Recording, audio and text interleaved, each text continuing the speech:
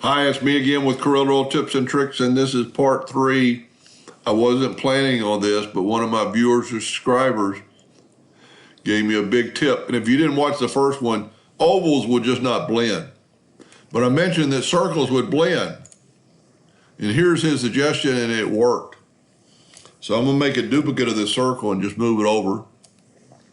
I'm going to open up the effects and go to blend, open up the blend docker, and you can see it's grayed out because I've only got one item selected, so I'm going to select 2. I need 12. I've already got 2, so I'm just going to blend 10. Then I'm going to go down here and blend a new path, and I'm going to put on this outer circle. Then I'm going to blend along full path. It evenly put them spaced out.